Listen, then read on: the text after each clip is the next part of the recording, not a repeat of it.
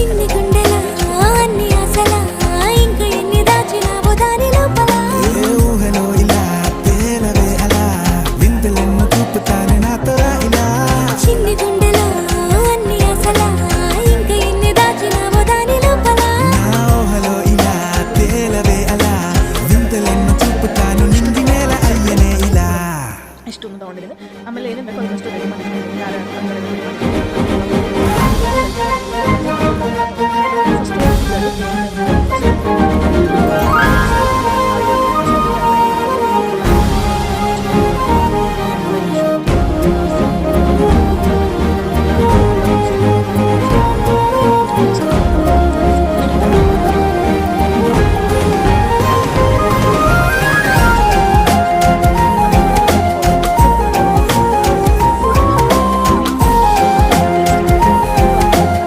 ಗೋಡಂಬಿನ use ಮಾಡಿದ್ದೀನಿ. ನಿಮಗೆ ಖಾರ ನೋಡ್ಕೊಂಡು ಹಾಕೊಳ್ಳಿ. ನಾನು ಇಲ್ಲಿ 4 ಗ್ರೀನ್ ಚಿಲ್ಲಿ ಹಾಕೊಂಡಿದ್ದೀನಿ. ನಿಮ್ಗೆ ಖಾರ ಎಷ್ಟು ಬೇಕೋ ಅಷ್ಟು ಹಾಕೊಳ್ಳಿ. ಮತ್ತು ಕಡಲೆ ಹಾಕೊಂಡು ನೀಟಾಗಿ ಕಡಲೆ ಹಾಕಿದ್ರೆ ಸಾಂಬಾರು ಗಟ್ಟಿ ಬರುತ್ತೆ.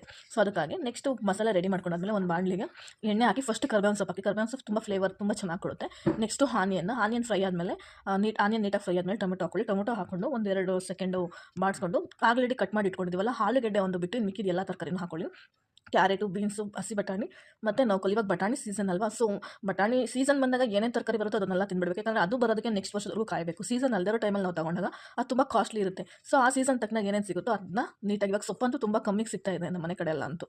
ಸೊ ಅದಕ್ಕೆ ತರಕಾರಿ ಎಲ್ಲ ನೀಟಾಗಿ ಹಾಕ್ಕೊಂಡು ಉಪ್ಪು, ರುಚಿಗೆ ತಕ್ಕಷ್ಟು ಉಪ್ಪು ಮತ್ತು ಅರಿಶಿನ ಹಾಕಿ ನೀಟಾಗಿ ಎಣ್ಣೆಯಲ್ಲಿ ಚೆನ್ನಾಗಿ ಫ್ರೈ ಮಾಡ್ಕೊಬೇಕು.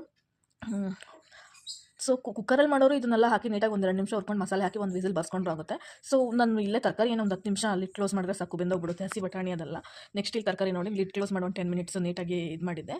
ತರಕಾರಿ ಎಲ್ಲ ನೀಟಾಗಿ ಬಂದಿದೆ. ಇವಾಗ ನೆಕ್ಸ್ಟ್ ರುಬ್ಬಿಟ್ಕೊಂಡಿರೋಂಥ ಮಸಾಲೆ ಹಾಕೊತಾ ಇದ್ದೀನಿ.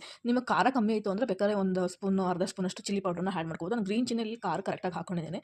ಸೊ ನೆಕ್ಸ್ಟು ನೋಡಿ ಮಸಾಲೆ ಎಲ್ಲ ಹಾಕಾದ್ಮೇಲೆ ಆಲೂಗಡ್ಡೆ ಮೊದಲೇ ಹಾಕಿದ್ರೆ ಚೆನ್ನಾಗಿ ಬೆಂದೋಗ್ಬಿಡುತ್ತೆ. ಸೊ ಮಸಾಲೆ ಹಾಕೋ ಟೈಮಲ್ಲಿ ಹಾಕಿದ್ರೆ ಅದು ತರಕಾರಿ ಜೊತೆ ನೀಟಾಗಿರುತ್ತೆ. ಇಲ್ಲಾಂದರೆ ಫುಲ್ಲು ನೀಟಾಗಿ ಚೆನ್ನಾಗಿ ಬೆಂದೋಗ್ಬಿಟ್ಟು ಒಂಥರ ಅನ್ಸುತ್ತೆ. ಅದಕ್ಕೆ ಇವಾಗ ಆ್ಯಡ್ ಮಾಡ್ಕೊತಾ ಇದ್ದೀನಿ. ಈಗ ಮಸಾಲೆ ಎಲ್ಲ ಹಾಕಿ ಒಂದು 10 ನಿಮಿಷ ನೀಟಾಗಿ ಮಸಾಲೆ ಎಲ್ಲ ಕುದಿದ್ರೆ ಗ್ರೀನ್ ವೆಜ್ ಕುರ್ಮಾ ರೆಡಿ ಆಗುತ್ತೆ. ನಾನಿಲ್ಲಿ ಪಾಲಕ್ ಪೂರಿ ಮಾಡಿದ್ದೆ. ಪಾಲಕ್ ಪೂರಿ ಜೊತೆ ಸರ್ವ್ ಮಾಡಿದ್ದೀನಿ. ತುಂಬ ಟೇಸ್ಟಿಯಾಗಿರುತ್ತೆ. ಗೀ ರೈಸು ಮಾಡಿದ್ದೀನಿ. ಗೀ ರೈಸ್ ಜೊತೆ ಚೆನ್ನಾಗಿರುತ್ತೆ.